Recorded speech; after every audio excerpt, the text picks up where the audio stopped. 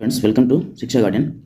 आज जो हम लोग टॉपिक डिस्कस करने जा रहे हैं वो है नागरिकता, और ये आपको पॉलिटी का चैप्टर है।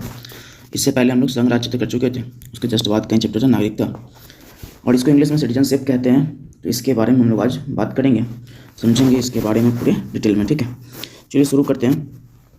नागरिकता बेसिकली है क्या? देखो, नागरिक और राज्य जो होता है उन दोनों के बीच का एक अंतर संबंध है, और वो उसकी घोषणा हो जाती है। घोषणा कैसे? डॉक्यूमेंट के माध्यम से, कि आपके पास डॉक्यूमेंट है उस राज्य में, उस देश में रहने का। ठीक है, तो उसी को नागरिकता कहते हैं। तो नागरिकता, नागरिक और राज्य के बीच के ये अंतर संबंधों की जो घोषणा है उसी को क्या कहते हैं? नागरिकता कहते हैं। और अंतर संबंधों की घोषणा का मतलब है कि आपको उस राज्य के द्वारा आपको कोई डॉक्यूमेंट दिया गया हो कि आप इस राज्य के नागरिक हैं। राज्य का मतलब यहाँ पे फिर से वही बात, आप पूरी शासन व्यवस्था में से लीजिएगा, किसी बिहार राज्य इस तरह से किसी राज्य से नहीं। ठीक है, तो पूरे यहाँ पे देश की बात की जा रही है। तो देश के बाद तो पहला जो चैप्टर पढ़े थे आप, राज्य एक पढ़ी, उसमें जो राज्य के 4 तत्व बताए गए थे उससे संबंधित है ये। ठीक है, अब फिर नागरिक क्या होता है? तो नागरिक किसी देश में निवास करने वाला वह व्यक्ति, आप इसको अंडरलाइन कर लीजिएगा, ठीक रहेगा, ये थोड़ा सा हेडिंग है। वह व्यक्ति जिसे उस देश की पूर्ण सदस्यता प्राप्त होती है, और सदस्य होने के नाते उसे उस देश से राजनीतिक और नागरिक लाभ मिलते हो, तो उसे उस क्षेत्र विशेष का नागरिक कहते हैं। तो कहने का मतलब ये, कोई भी व्यक्ति हो, ठीक है, कोई व्यक्ति जो किसी क्षेत्र विशेष में रहता हो, उस क्षेत्र में रहने की उसके पास कोई डॉक्यूमेंट हो, यहाँ पे पूर्ण सदस्यता प्राप्त होती है। इसका मतलब है कि उसके पास वो डॉक्यूमेंट हो कि आप यहाँ के निवासी हैं। ठीक है, और वो रहता हो उस जगह पे, रहने के साथ साथ तो एक तो वो सदस्य हो ही वहाँ का। सदस्य कैसे बनेगा? किसी डॉक्यूमेंट के माध्यम से, कि आपको वेरीफाई किया जा रहा है कि आप यहाँ के नागरिक हैं। ठीक है, उसके बाद आपको कुछ लाभ में मिलते हो, और लाभ में जो भी वहाँ पे कल्याणकारी लाभ होते हैं जो नागरिक को दिए जाते हैं वो लाभ मिलते हो। ऐसा जरूरी नहीं है कि आपको हमेशा कल्याणकारी लाभ मिलेंगे ही तभी आप नागरिक कहलाएंगे। राजनीतिक कोई अधिकार मिलता हो, जैसे वोटिंग का अधिकार है आपके पास, ठीक है, किसी ऑफिस में जाके आपको काम करवाने का अधिकार है तो आप काम करवा सकते हैं। तो ये सब भी अधिकार मिलते हो तो आपको ये आप समझिए कि नागरिक है। कल्याणकारी इसलिए कहें कि हो सकता है आप उस वर्ग विशेष से नहीं आते हो जिस वर्ग को कल्याणकारी योजनाएं देनी चाहिए। ठीक है, फिर आपको नहीं मिलेगा, तो फिर वहाँ पे ये तो नहीं देखना कि हाँ हमारे लिए कुछ काम हुआ कि नहीं। हाँ, लेकिन बाकी और भी जो लाभ है जो आपको मिल सकता है, जो भी आपके लिए है, या फिर आपको एक काम करवाने का अधिकार तो होता है, या किसी ऑफिस में जाके आप काम करवा सकते हैं, वोटिंग का आपके पास राइट्स है, ये सब है, तो वो सब जो है। इसी के बाद जब ये सब आपको प्राप्त होता है तो कोई व्यक्ति वो नागरिक कहलाता है। ठीक है, उस क्षेत्र विशेष में रहने का। ठीक है, तो एक तो है कि नागरिकता क्या है, तो दो के बीच का अंतर संबंधों की घोषणा है, किसके? राज्य और नागरिक के बीच का। फिर बात आती है कि नागरिक क्या है, तो किसी देश में निवास करने वाला वह व्यक्ति जिसे उस देश की पूर्ण सदस्यता प्राप्त हो, और सदस्य होने के नाते उसे उस देश में राजनीतिक और नागरिक लाभ मिलते हो, उसे उस क्षेत्र विशेष का नागरिक कहते हैं। ठीक है, चलिए आगे। अब उनके कुछ दायित्व भी बनते हैं। दायित्व में ये है कि आपको अखंडता को बनाए रखना है। नागरिक हैं, ठीक बात है, लेकिन अखंडता वगैरह को बनाए रखना, एकता और अखंडता को। ठीक है, अब इसके बारे में कुछ कॉन्स्टिट्यूशनल प्रोविजन है, इसको देख लेते हैं हम लोग। संवैधानिक प्रावधान, अब चाहे तो वहाँ पे इंग्लिश में भी लिख सकते हैं, कॉन्स्टिट्यूशनल प्रोविजन। कॉन्स्टिट्यूशनल प्रोविजन, ठीक है, इसको इंग्लिश में आप लिख लीजिएगा, कॉन्स्टिट्यूशनल प्रोविजन। ये लास्ट में लाइन कम पड़ रहा था इसलिए आपको फिर नीचे लिखना था। पहला पॉइंट है, भारतीय संविधान के भाग 2 में 5 से 11 द्वारा नागरिकता के संबंध में प्रावधान रखा गया है। तो आप इससे पहले जो आप भाग 1 देखे थे, भाग 1 में संघ राज्य क्षेत्र जिसका जो संबंध है वो 1 से लेकर 4 तक के अनुच्छेदों तक था। ठीक है, इसको भाग 2 में रखा गया और 5 से 11 अनुच्छेद इसके अंतर्गत आते हैं। पहला पॉइंट ये। दूसरा है ये, किसी भी देश में रहने वाले नागरिकों को 2 वर्गों में बांटा जाता है। जो रहने वाले लोग हैं, किसी भी देश में रहने वाले लोग को कर लीजिएगा, यहाँ पे रहने वाले लोग को 2 वर्गों में बांटा जा सकता है, नागरिक एवं विदेशी। मतलब वो व्यक्ति जो वहाँ पे रहता हो और उसको पूरे अधिकार प्राप्त हो, और दूसरा व्यक्ति जो यहाँ का अधिकार नहीं है लेकिन किसी उद्देश्य विशेष से रहता है तो उसको विदेशी कह देते हैं। ठीक है, भारत में एकल नागरिकता का प्रावधान है, अर्थात संपूर्ण भारत में किसी भी नागरिक को एक ही नागरिकता दिया जाता है। तो यहाँ पे एकल नागरिकता मिलेगा, ऐसा नहीं कि राज्य के स्तर पर कोई और नागरिक मिलेगा फिर देश के स्तर पर नागरिकता अलग मिलेगा, ऐसा नहीं है। जैसा होता है ना कि हम अब बिहार में रह रहे हैं तो बिहार के लिए अलग नागरिकता, और भारत देश के नागरिक हैं तो उसके लिए अलग नागरिकता, तो ऐसा नहीं है। सिर्फ आपको भारत देश का नागरिक माना जाएगा, किसी राज्य विशेष के संदर्भ में आपको जोड़ के नहीं देखा जाएगा, तो ये ध्यान देना। तो सिंगल सिटीजनशिप का कॉन्सेप्ट है, ये जो कॉन्सेप्ट है वो सिंगल सिटीजनशिप का कॉन्सेप्ट है, और आपको पता है कि ये कहाँ से लिया गया, तो ब्रिटेन से लिया गया है। ठीक है, और आगे जो इसमें बात करना है, एक आपने टर्म सुना होगा आजकल जो बहुत फेमस है वो है पैन इंडिया स्टार। ठीक है, और खासकर आपने साउथ इंडस्ट्री के जो एक्टर हैं उनके संबंधों में सुना होगा कि ये पैन इंडिया स्टार बनते जा रहे हैं। मतलब ये लोग जो पहले एक क्षेत्र विशेष में सिमट के रह गए थे वो पैन इंडिया स्टार बन रहे हैं। पैन इंडिया का मतलब क्या होता है? पैन इंडिया का मतलब होता है presence across nation, presence across nation. ठीक है, अब यहाँ पे क्यों इसकी चर्चा की जा रही है, इसीलिए चर्चा की जा रही है कि आप जैसे नागरिकता संबंध देख रहे हैं कि पूरे भारत की नागरिकता मिलती है। तो कहने का मतलब जो पूरे जगह पे उपस्थिति है, ठीक है, आजकल इन लोगों का भी होता जा रहा है। तो आप इससे संदर्भ में जोड़ के देख सकते हो, वैसा कुछ है नहीं ज़्यादा रिलेटेड, ठीक है। चलो आगे देखते हैं। एकल नागरिकता का प्रावधान कहाँ से लिया गया है, तो ब्रिटेन से लिया गया है। ब्रिटेन से संविधान से ये एकल नागरिकता का प्रावधान लिया गया है। अब अनुच्छेद 5 से 11 में क्या क्या वर्णित है वो देख लीजिएगा, इसको आप हेडिंग बना लीजिएगा, ठीक है। इसको क्या करना है, हेडिंग बना लेना है। अनुच्छेद 5 से 11 में क्या क्या वर्णित है। पहला है अनुच्छेद 5, तो इसमें अधिकार या अधिवास द्वारा नागरिकता। जैसे मान लीजिए कि आप किसी क्षेत्र विशेष में रहते हैं और उस क्षेत्र विशेष में रहने के साथ ही आपको सीधा सीधा नागरिकता मिल जाता है। जिसमें बहुत कुछ है नहीं, इसमें सामान्य रूप से कोई भी व्यक्ति जो उस क्षेत्र विशेष में रहता है उसको उस क्षेत्र में रहने के कारण नागरिकता मिल जाएगा। इसी को कहते हैं अधिकार या अधिवास द्वारा नागरिकता। जो संविधान के प्रारंभ होने पर प्रत्येक व्यक्ति भारत के राज्य क्षेत्र में अधिवास है वो भारत का नागरिक होगा। जो उन क्षेत्रों में रहता है, भारत के राज्य क्षेत्र में रहता है, वो भारत का क्या कहलाएगा, नागरिक कहलाएगा। अगला अनुच्छेद 6, और अनुच्छेद 6 में है जो व्यक्ति जो पाकिस्तान से भारत में स्थानांतरित हुआ हो, ठीक है, उसके नागरिकता संबंधी प्रावधान है। तो कोई व्यक्ति जो पहले पाकिस्तान में रहता था और उसके बाद क्या किया हो, भारत में आया हो, तो वैसे लोगों के लिए ये नागरिकता का प्रावधान किया गया है। जैसे मान चलिए कि हमारा जो संविधान का ये हमारे देश का बंटवारा हुआ, तो देश दो भागों में बटा, पाकिस्तान भारत। तो जब व्यक्ति को भी लगा कि यहाँ से हमको मतलब ये भारत जाना चाहिए, वो भारत आए, उनके लिए ये प्रावधान था, ठीक है, कि उनको नागरिकता दिया जाएगा। तो अनुच्छेद 6 में ये प्रावधान किया गया था। भारत में स्थानांतरित हुआ उसकी नागरिकता संबंधी प्रावधान जो है अनुच्छेद 6 में किया गया। यहाँ आप देख रहे हैं डेट दिया गया है, क्योंकि इसी डेट से ये डिसाइड करना था, क्योंकि अनुमति प्रणाली शुरू की गई थी यहीं से, आपको इसी डेट से शुरू किया गया था अनुमति प्रणाली कि आप इधर से उधर जा सकते हैं, ठीक है। अगला अनुच्छेद 7, इस अनुच्छेद के तहत भारत से पाकिस्तान चले गए व्यक्ति जो संविधान लागू होने से पहले भारत आ गया हो उसे नागरिकता संबंधी प्रावधान है। कहने का मतलब ये कि भारत से पाकिस्तान चले गए हैं व्यक्ति, लेकिन फिर उसको लगा कि नहीं पाकिस्तान ठीक नहीं है, मतलब यहाँ नहीं रह सकते, तो वापस आया हो वैसे व्यक्ति के लिए। और ये सब कब हुआ, संविधान लागू होने से पहले, ठीक है। तो वैसे व्यक्ति की नागरिकता का प्रावधान कहाँ पे है, इसमें है, आपको ये में मिलेगा। ये अनुच्छेद 7 के तहत उसको नागरिकता दिया जाता है। यहाँ पे संविधान लागू होने का मतलब जो संविधान के कुछ प्रावधान है वो 1948 तक लागू हो गए थे, तो उस समय की बात की जा रही है। तो उस समय पर यदि आप आ गए हों तो आपको नागरिकता दे दिया जाएगा अनुच्छेद 7 के तहत। तो पहला मान ध्यान से रखें, 5 में क्या है, अधिकार या अधिवास। 6 में क्या है, यदि कोई व्यक्ति पाकिस्तान से भारत में स्थानांतरित हुआ हो तो उसके लिए नागरिकता। 7 में है कि कोई व्यक्ति भारत से पाकिस्तान चला गया लेकिन पाकिस्तान से फिर वापस आ गया हो तो ऐसे के लिए नागरिकता। 8 में इस अनुच्छेद के तहत भारत के बाहर रहने वाले भारत के व्यक्तियों के लिए नागरिकता संबंधी प्रावधान की चर्चा है। तो जो लोग मूल रूप से यहाँ नहीं रहते हैं, बाहर रहते हैं, उनके लिए कैसे नागरिकता दिया जाएगा उसके बारे में चर्चा है, ठीक है। अगला अनुच्छेद 9, यदि कोई व्यक्ति जो स्वेच्छा से दूसरे देश के नागरिक प्राप्त कर लेता है तो उस पर भारत की नागरिकता समाप्त हो जाती है। 9 प्रावधान है, मान चलिए कि आप भारत के नागरिक हैं और यहाँ पे आप कहीं कनाडा चले गए, ठीक है, और आपको वहाँ का नागरिकता मिल गया है, तो आप कनाडा के नागरिक हो गए हैं, तो यहाँ का नागरिकता आपका खत्म हो जाएगा, ठीक है। ये बात अनुच्छेद 9 में कहा गया। लेकिन सबका मतलब है कल को आप कुछ भी करेंगे तो आपको क्या नागरिकता दिया जाएगा किस वो और नहीं दिया जाएगा वो सब इस अनुच्छेद में वर्णन है, ठीक है। अगला अनुच्छेद 10 में ये है कि भारतीय नागरिकों का अधिकार तब तक बना रहेगा जब तक वह कोई देश विरोधी काम नहीं करता है। तो कोई व्यक्ति जो भारत का नागरिक है उसको कभी भी ऐसा नहीं कहा जाएगा कि आप नागरिकता से वंचित है, आपके अधिकार हैं, और ये तब तक बने रहेंगे जब तक कोई आप ऐसा काम नहीं करते हैं। तो बेसिकली इसमें आपको ये एक समझिए कि आपको अधिकार राइट्स दिया जा रहा है कि आप भारत के नागरिक बने रहेंगे इसमें, ठीक है, लेकिन जब तक आप कोई भी देश विरोधी कार्य नहीं करेंगे तभी तक, ठीक है। अनुच्छेद 11, इस अनुच्छेद के तहत संसद को अधिकार है कि वो नागरिकता के अर्जन, समाप्ति तथा नागरिकता संबंधी अन्य कानूनों को बना सकती है। ये आपके लिए नहीं है, संसद के लिए है। वैसे वो तो पूरा ये अधिनियम ही है, वो बाकी सरकार ही आपको देगी, ठीक है, वो आपके प्रावधान लिखे हुए हैं अलग अलग अनुच्छेदों में, लेकिन सरकार ही पूरा करेगी।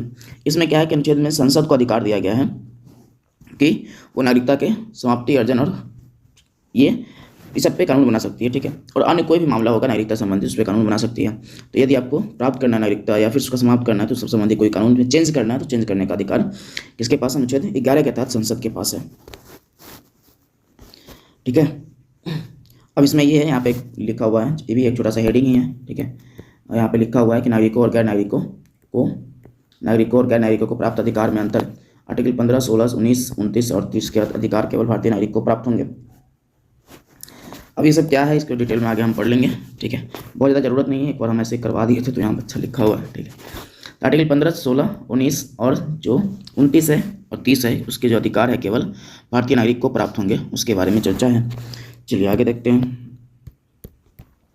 उपयुक्त मौलिक अधिकार को छोड़कर से सभी अधिकार विदेशी नागरिकों को प्राप्त होंगे। तो जितना ही मौलिक अधिकार है हमको मिला होगा वो सब सिर्फ उन लोगों के लिए, भारतीयों के लिए है और बाकी विदेशी के लिए है। अच्छा, जो बचा गया है वो हमारे लिए भी है, लेकिन विदेशी को इसको छोड़ के मिलेगा, ये अधिकार छोड़ के मिलेंगे। ठीक है, उपयुक्त मौलिक अधिकार छोड़ के तो होंगे। अगला है जो हेडिंग है वो है कानूनी दर्जे के आधार पर व्यक्तियों, कानूनी दर्जे के आधार पर व्यक्तियों के वर्ग। तो अलग अलग ग्रुप्स हो सकते हैं, जैसे कोई शरणार्थी है, कोई अवैध प्रवासी है, तो सबके बारे में बात किया गया था कानूनी दर्जे के आधार पे। बेसिकली ये लीगली टर्म है, ठीक है, लीगल टर्म है, इसी बेस पे इसको कहा जाता है। तो इसको आप हेडिंग बना लीजिएगा, ये हेडिंग है, ठीक है, उसके नीचे हम बात कर लेंगे। तो कह रहा है कि इसके आधार पर भारत में रहने वाले व्यक्तियों को निम्न वर्गों में बांटा गया है। एक कोई नागरिक हो सकता है, दूसरा विदेशी नागरिक हो सकता है, अवैध प्रवासी शरणार्थी हो सकते हैं। मतलब भारत में रह रहे जो लोग हैं वो इन 4 वर्गों में आ सकते हैं।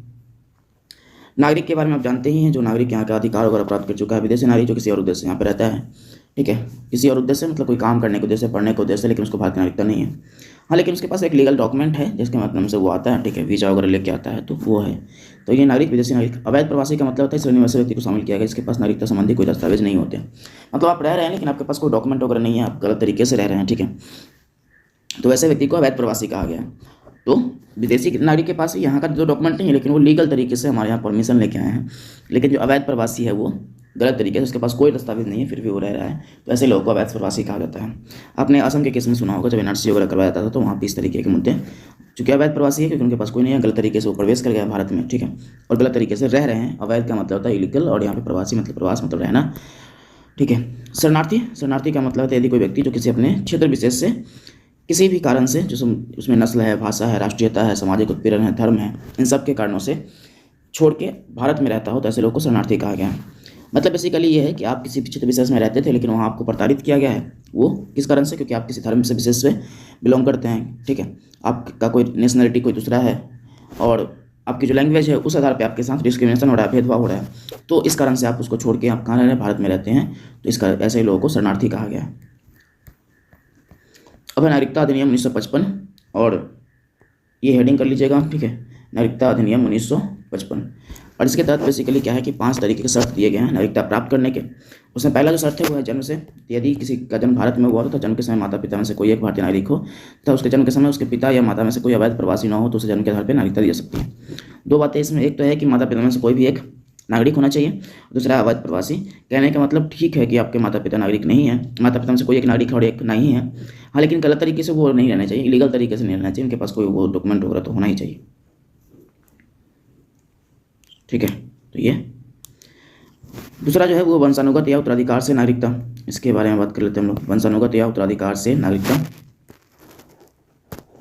यदि किसी का जन्म भारत के बाहर हुआ हो परंतु जन्म के समय उसके माता पिता में से कोई एक भारतीय मूल के नागरिक हो, तो उसके बच्चे को उसके तहत नागरिकता दी जाएगी। अब मान के लिए किसी का जो जन्म है वो भारत से बाहर हुआ है और उसके जन्म के समय में से माता पिता, ऊपर वाले में क्या देखे थे कि वो जन्म भारत में ही होता है, ठीक है, भारत से बाहर नहीं होता है, लेकिन यहाँ पे है कि जन्म यदि भारत से बाहर हुआ हो तो उसके जन्म के समय में से उसके माता पिता में से कोई एक क्या हो भारतीय नागरिक हो, तो उसके बच्चों को इसके तहत नागरिकता दी जा सकती है, ठीक है, ये ध्यान रखना है। अच्छा, इसके पहले वाला जो आप लिखे थे ना, उसको जो ये सिद्धांत है जन्म से सिद्धांत, उसको क्या कहते हैं? जस सोली का सिद्धांत कहते हैं, जस सोली का सिद्धांत कहते हैं, और इसको कहते हैं जस सैंग्विन, लॉ ऑफ ब्लड। तो जस सोली, इस वाले को जन्म से जो होता है उसको जस सोली कहते हैं और जस सोली कहते हैं, और इसको कहते हैं वंशानुगत को कहते हैं जस सैंग्विन, जस सैंग्विन। इसका जो मीनिंग होता है वो होता है लॉ ऑफ ब्लड, और इसका आप कह लीजिए मिट्टी का कानून, तो लॉ ऑफ सॉइल, मिट्टी का कानून, लॉ ऑफ सॉइल, ठीक है, ये ध्यान रखिएगा। अगला जो है वो होगा आपका पंजीकरण द्वारा नागरिकता, तो रजिस्ट्रेशन के माध्यम से, ठीक है, कुछ विशेष नियम को पूरा करने के बाद पंजीकरण द्वारा भारत की नागरिकता दी जा सकती है। उसमें जो पहला है वो है भारत का मूल व्यक्ति, जो नागरिकता आवेदन से पूर्व 7 वर्ष भारत में रहा हो, भारतीय मूल का व्यक्ति। जैसे मान चलिए कि किसी व्यक्ति को भारत की नागरिकता लेना है तो वो इतना वर्ष तक भारत में रहा हो तो उसको नागरिकता दी जाएगा, 7 वर्ष से भारत में रह रहा हो। अगला पॉइंट होगा कि भारतीय नागरिक में विवाहित व्यक्ति आवेदन देने से पूर्व 7 वर्ष तक भारत में रहा हो, ये सब आपको 7 वर्ष याद रखना है। उसके बाद राष्ट्रमंडल, देश के नागरिकों को इसी के तहत नागरिकता दी जाती है। राष्ट्रमंडल वो ग्रुप है, पहले ही बता चुके हैं और अभी सुन लीजिए, राष्ट्रमंडल वो ग्रुप है जो कभी ब्रिटिश उपनिवेश हुआ करता था, उसी के ग्रुप के लोग हैं, ठीक है, जो अभी एक ग्रुप में है, ब्रिटिश उपनिवेश के हिस्सा थे। तो ऐसे लोगों को यदि नागरिकता देना हो भारत में राष्ट्रमंडल के देशों को, तो यहाँ पे नागरिकता कैसे दिया जाएगा, ये दिया जाएगा इसके द्वारा, पंजीकरण के द्वारा नागरिकता दिया जाएगा उन लोगों को। ठीक है, चलिए आगे देख लेते हैं। क्षेत्र सम्मिलित होने पर, क्षेत्र सम्मिलित होने का मतलब कि कोई भारत सरकार कल को किसी क्षेत्र को अडॉप्ट करता है तो उन स्थिति में नागरिकता दे दिया जाएगा, क्षेत्र सम्मिलित होने पर नागरिकता दिया जाएगा। देशीयकरण या प्राकृतिक रूप से कोई व्यक्ति केंद्र सरकार द्वारा प्राकृतिक नागरिकता प्राप्त कर सकता है, लेकिन फिर उसको निम्नयुक्त रखना पड़ेगा। और जो भाषा है 22 भाषा, उसमें से किसी एक भाषा का ज्ञाता होना चाहिए उसको। ठीक है, तो देखिए यहाँ पे एक तो पहला है कि अच्छे चरित्र का व्यक्ति होना चाहिए, दूसरा है कि भारतीय भाषाओं में से एक भाषा का अच्छा ज्ञाता हो। ठीक है, जो रजिस्टर्ड भाषा है उसमें से किसी एक का ज्ञाता हो। ठीक है, यदि कोई व्यक्ति विज्ञान, दर्शन, कला, साहित्य के क्षेत्र में अच्छा कार्य किया तो ऐसे लोगों को नागरिकता इसके तहत मिलता है। चलो आगे देख लेते हैं। विदेशी निवासियों के विशेष दर्जे, जैसे एनआरआई के नाम सुने होइएगा। एनआरआई को इंग्लिश में कहते हैं नॉन रेजिडेंट ऑफ इंडिया। वैसे ये शब्द एनआरआई इंग्लिश का ही है, इसका फुल फॉर्म है non resident of India. Hindi में इसके लिए शब्द है वो अनिवासी भारतीय या प्रवासी भारतीय। ठीक है, तो ऐसे लोग को अनिवासी भारतीय या प्रवासी भारतीय कहते हैं। अब इसमें होता क्या है, जैसे वो लोग, वैसा व्यक्ति जो भारत के नागरिक है किंतु नौकरी या शिक्षा के लिए लंबे समय तक विदेश में रहता है या रहने की इच्छा रखता है, तो उसे अनिवासी भारतीय कहते हैं। तो किसी उस उद्देश्य से, ठीक है, या तो काम करने के उद्देश्य से या नौकरी के उद्देश्य से, काम करने के उद्देश्य से, इसको आप नौकरी भी कह सकते हैं। बाकी किसी शिक्षा के उद्देश्य से कोई व्यक्ति बाहर रहता है उसको लिए एनआरआई का शब्द का उपयोग किया जाता है। पीआईओ क्या है, तो पर्सन ऑफ इंडियन ओरिजिन, जो लोग मूल रूप से यहीं के थे, वैसे उनके लिए इस तरह के कार्ड की बात किया गया। वैसा व्यक्ति जो जिसके पूर्वज या स्वयं भारत के नागरिक रहे हों, पूर्वज या स्वयं वह भारत के नागरिक रहे हों परंतु वर्तमान में किसी देश के नागरिक हो, तो उन्हें भारतीय मूल का व्यक्ति कहा जाता है। ठीक है, उसके बाद एक टॉपिक है प्रवासी भारतीय दिवस। हेडिंग कर लीजिएगा इसको। ठीक है, हेडिंग ये वाला हेडिंग कर लीजिएगा, प्रवासी भारतीय दिवस। बेसिकली इसकी जो शुरुआत है वो प्रत्येक 2 वर्ष, ये तो पहले प्रत्येक 2 वर्ष पर 9 जनवरी को प्रवासी भारतीय दिवस मनाया जाता है। पहली बार शुरुआत ये 2003 से देखने को मिलता है। एल.एन. सिंघवी, ठीक है, एल.एन. सिंघवी की अध्यक्षता वाली समिति ने 9 जनवरी को भारतीय प्रवासी दिवस मनाने की सिफारिश की थी। 9 जनवरी का डेट इसलिए महत्वपूर्ण है कि 9 जनवरी 1915 को महात्मा गांधी दक्षिण अफ्रीका से आए थे, इसी कारण से 9 जनवरी को प्रवासी दिवस मनाने का बात किया जाता है। बेसिकली ये है कि चूंकि यहाँ के लोग हैं उन क्षेत्रों में काम कर रहे हैं, भारत को फायदा हो रहा है। ठीक है, और ये रिप्रेजेंट करते हैं भारत को, इस कारण से इनको रिस्पेक्ट देने के लिए और इनसे कुछ मुद्दों पर बातचीत करने के लिए एक दिवस मनाने की शुरुआत की गई थी 2003 में। अटल बिहारी वाजपेयी उस समय पे गवर्नमेंट में थे, प्रधानमंत्री के पद पे थे। एल.एन. सिंघवी की अध्यक्षता में जो ये कमेटी बना था, उस कमेटी ने सुझाव दिया था कि 9 जनवरी को इस तरह से कुछ करना चाहिए। ठीक है, चलो आगे देखते हैं। पहला प्रवासी दिवस का आयोजन ये 9 जनवरी से 11 जनवरी 2003 को, मतलब ये 3 दिवसीय कार्यक्रम होता है, 9, 10, 11 बस, लेकिन शुरुआत इसका 9 जनवरी ही माना जाता है। ठीक है, लेकिन 3 दिवसीय कार्यक्रम होता है। दिल्ली में पीएम अटल बिहारी वाजपेयी, यहाँ पे बिहारी आप ऐड कर लीजिएगा। अटल बिहारी वाजपेयी के कार्यकाल में प्रवासी भारतीयों को जोड़ने के मकसद से किया गया था। 9 जनवरी 1915 को महात्मा गांधी के दक्षिण अफ्रीका से भारत लौटकर आने के उपलक्ष्य में स्थिति को प्रवासी भारतीय दिवस के रूप में मनाया जाता है। तो 9 जनवरी क्यों डिसाइड किया गया वो जानते हैं। 17वां प्रवासी भारतीय दिवस 2003 में इंदौर में आयोजित किया गया था। थीम प्रवासी अमृतकाल में भारत के विश्वसनीय भागीदार। ठीक है, तो 2023 में इंदौर में आयोजित किया गया। 16वां का जो थीम था वो आत्मनिर्भर भारत। थीम का मतलब विषय होता है, उस पर बात करना होता है। ठीक है, क्योंकि ये एक अंडरलाइन विषय है जिस मुद्दे पर बात करना, अमृतकाल में भारत के विश्वसनीय भागीदार हैं वो। ठीक है, और 16वां जो दिल्ली में था आत्मनिर्भर भारत, ये अगला 2-3 टर्म है और इसमें है पहला एनआरसी के बारे में जो असम में बहुत विवाद का भी कारण रहा था, जानते ही हैं। एनआरसी में सभी भारतीय नागरिक का विवरण शामिल होता है। 1951 में पहली बार एनआरसी बनाया गया था। इसे सुप्रीम कोर्ट की निगरानी में 1915 में अपडेट किया गया था। और राष्ट्रीय नागरिक रजिस्टर बेसिकली जो जितने भी नागरिक हैं उन सबके लिए एक विवरण तैयार किया था। उस विवरण को क्या कहा गया है, एनआरसी कहा गया है, नेशनल रजिस्टर ऑफ सिटीजन्स। इसे सुप्रीम कोर्ट 2015 में शुरू किया गया था। पहले भी 1951 में पहली बार आया, लेकिन 2015 में फिर से अपडेट किए जाने के बाद है कि भाई कोई नए लोग आए होंगे तो भाई उसको तो हटाना है। और मुद्दा हो जाता है ना, जो स्थानीय लोग होते हैं उनका दिक्कत रहता है। सामने बहुत सारे लोग ऐसे हैं जिनका दिक्कत ये है, उनका कहना है कि हमारे संसाधनों पर इनका हक होते जा रहा है, हम जो लोग हैं मूल लोग हैं उनको दिक्कत हो रहा है इससे, तो विवाद रहता है। इस कारण से भी सरकारें ऐसा करती है। और अवैध प्रवासी को क्यों ही रखना, इतना फिर वेलफेयर योजना चलाना, ये सब करना वो बहुत ज़्यादा दिक्कत हो जाती है। चलो आगे देखो तो सीए सिटीजनशिप अमेंडमेंट एक्ट, नागरिकता संशोधन 2019। आपने इसके संबंध में सीएबी भी देखा होगा, बहुत लोग प्रदर्शन के दौरान 2019 में ऐसा कर रहे थे। सीएबी का मतलब है सिटीजनशिप अमेंडमेंट बिल। वैसे कहने का मतलब यह है बिल जब तक कोई भी विधेयक, जैसे एक फॉर्मेट है, फॉर्मेट एक कागज़ का है, उस कागज़ पे कुछ बातें लिखी गई हैं और इसी को बिल कह देते हैं। और ये बात किस उद्देश्य से लिखा गया है, तो कोई नियम बनाने के उद्देश्य से किसी चीज़ के लिए। अभी जब ये पास हो जाएगा, दोनों सदनों से राष्ट्रपति का हस्ताक्षर हो जाएगा, तो उसके बाद क्या बनेगा, ये एक्ट बन जाता है। तो इसी की बात कर रहे हैं हम लोग। तो सिटीजनशिप अमेंडमेंट एक्ट 2019 में नागरिकता संशोधन विधेयक 1955 के अधिनियम में संशोधन के लिए आया गया था और ये 12 दिसंबर 2019 को राष्ट्रपति की मंजूरी मिलने का अधिनियम बन गया था। ठीक है, अब इसमें जो प्रावधान है वो क्या है वो समझ लीजिए थोड़ा सा। प्रावधान में ये है कि जो 3 देश हैं, ये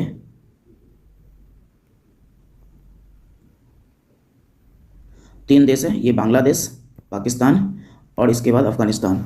इन 3 देशों से 6 मुस्लिम चाहिए, जो शेष धार्मिक समुदाय हैं जिसमें हिंदू, सिख, बौद्ध, जैन, पारसी और ईसाई 2 4 6 धार्मिक समुदाय के लोगों को नागरिकता देने से संबंधित बात था। अभी पूरे विवाद का कारण इसमें यह है कि इसमें इस्लाम क्यों नहीं है, ठीक है, तो मुस्लिम लोग क्यों नहीं है, इसके बारे में दिक्कत लोगों को था और यही विवाद का कारण बना था। तो 3 देश अफगानिस्तान, पाकिस्तान, बांग्लादेश के 6 धार्मिक समुदाय हिंदू, सिख, बौद्ध, जैन, पारसी, ईसाई को नागरिकता देने का बात था। देखो दिक्कत क्या है ना, सरकार का कहना यह था कि हम इन 3 देशों से कौन से देश से ले रहे हैं, तो ये 3 देश से ले रहे हैं। ये 3 देश में कैसे लोग रहते हैं, ज़्यादातर इस्लामिक मतलब धर्म के लोग रहते हैं। अब इस्लामिक लोग हैं यहाँ पे, इनको कौन प्रताड़ित करेगा, जो बाकी धर्म के लोग हैं। इसमें एक लाइन और जो रह गया है कि यदि ये धार्मिक प्रताड़ना के उद्देश्य से वो उस देश को छोड़ के आए हैं भारत में, तो उनको नागरिकता दिया जाएगा।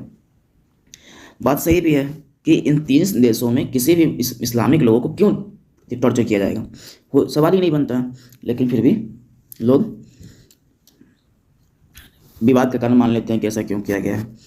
इसमें आगे जो है, इसमें आवेदनकर्ता के समय सीमा को 11 वर्ष से 5 वर्ष कर दिया गया है। तो व्यक्ति, कोई भी व्यक्ति जो सामान्यतः जो आपको देखे थे देशीकरण वगैरह द्वारा, तो उसमें आपको जनरली 14 वर्ष तक से 11 से 14 वर्ष तक रहना पड़ता है। इसमें 5 वर्ष यहाँ पे कर दिया गया कि 5 वर्ष तक कोई व्यक्ति रहेगा तो उसको नागरिकता दे दिया जाएगा। कहने का मतलब ये है, ठीक है। तो 5 वर्ष तक कोई व्यक्ति रहता है तो नागरिकता मिल जाएगा उसको। अगला है, यह उन लोगों पर लागू होता है जो अपने देशों में धर्म के आधार पर सताने के भय से भारत में शरण लिए हुए हैं, ठीक है। तो भारत में ये इसलिए है क्योंकि इनको अपने धर्म के नाम पे सताया जा रहा है, इस कारण से ये भारत में ही शरण ऐसे लिखी है। और यदि वो 31 दिसंबर 2014 से पहले आते हैं तो भारत में आ चुके हैं, तो उनके लिए नागरिकता का प्रावधान है। अब देखो एक भी बात का कारण और ये है कि जो वहाँ पर असम वाला मामला था, उसमें कहा गया कि 1971, ठीक है, से पहले जो लोग आए हैं उन्हीं को भारत का नागरिकता मिलेगा। यहाँ पे 2014 कहा जा रहा है, फिर इतना इज्जत क्यों। और लोगों का, पॉलिटिकल पार्टी का ये रहता है कि अच्छा इसको दे देंगे तो इनको वोट बैंक मिल जाएगा, ये सब रहता है, ड्रामा रहता है। अपना इस्लाम वाले लोग अलग ही ड्रामा कर रहे हैं, उनको सोचने लग रहा है कि हमको वोट बैंक खराब हो जाएगा मेरा। सबका अपना अपना ड्रामा है भाई, ठीक है। चलो आगे देखते हैं हम लोग। और आगे ये है कि जो NPR है, NPR नेशनल पॉपुलेशन रजिस्टर, यह एक डेटा है, बेस है, जिसमें देश के सभी सामान्य निवासियों की सूची होती है, जिसका उद्देश्य देश में रहने वाले लोगों का एक व्यापक पहचान बेस रखना होता है। तो नेशनल पॉपुलेशन रजिस्टर, और सिंपली बात यह है कि यहाँ पे जो भी लोग सामान्य निवासी हैं उनकी सूची तैयार करना होता है। सामान्य निवासी का मतलब क्या होगा, तो वैसे लोग जो किसी क्षेत्र विशेष में 6 महीने पहले से रह रहे हैं और अगले 6 महीने रहने की इच्छा रखते हैं, वैसे लोगों को सामान्य निवासी कहा गया, ठीक है। 6 महीने बाद रहने की इच्छा रखते हैं, 6 महीने पहले से रह रहे हैं, तो ऐसे लोगों को सामान्य निवासी कहा गया है। नागरिकता अधिनियम 1955 में नागरिकता समाप्ति के कारण बताए गए हैं, और 3 कारण हैं। पहला है परित्याग, यदि कोई व्यक्ति परित्याग कर देता है, मतलब उसको लगता है कि हमको नहीं चाहिए नागरिकता, तो नागरिकता छोड़ देता है, तो उसको उससे नागरिकता से अलग कर दिया जाएगा, मतलब उसका नागरिकता खत्म हो जाएगा। दूसरा है बर्खास्तगी, और यदि कोई भारतीय नागरिक किसी अन्य देश की नागरिकता ग्रहण कर लेता है तो उसकी भारतीय नागरिकता स्वतः समाप्त हो जाएगी। कहने का मतलब ये है, पहले वाले में कि वो कहीं का भी कुछ नहीं, कहीं का नागरिकता ग्रहण करेगा तभी तो छोड़ेगा, लेकिन वो स्वेच्छा से छोड़ देता है। लेकिन दूसरे वाले में कि यदि वो नहीं छोड़ता है तो भारत सरकार उसको नागरिकता को समाप्त कर देता है, क्योंकि उसने किसी और देश की नागरिकता ग्रहण कर लिया है। कहने का मतलब ये है। तीसरा है वंचित किए जाने पर, जो व्यक्ति देशीयकरण या पंजीकरण द्वारा भारत का नागरिक बना है, ठीक है, यहाँ पे नागरिक ऐड कर लीजिएगा, वह केंद्र सरकार के आदेश से निम्न आधार पर नागरिकता से वंचित किया सकते हैं। यदि नागरिकता प्राप्त करने में गलत तथ्यों का उपयोग किया, जैसे आप मान चलिए कि डॉक्यूमेंट दिए हों जब नागरिक बनना चाहते हैं, लेकिन उस डॉक्यूमेंट में आपने गलत तथ्यों का प्रयोग किया तो उससे नागरिकता का ये आपका चला जाएगा। यदि वही युद्ध में शामिल होने पर शत्रु देश के साथ कोई गोपनीय सूचना या ये साझा किया, ठीक है, या कोई राष्ट्र विरोधी कार्य किया तो उसमें नागरिकता समाप्त हो जाएगा, ठीक है, ये प्रावधान है। बाकी टॉपिक खत्म हो चुका है, आगे हम लोग मौलिक अधिकार वाले टॉपिक पे बात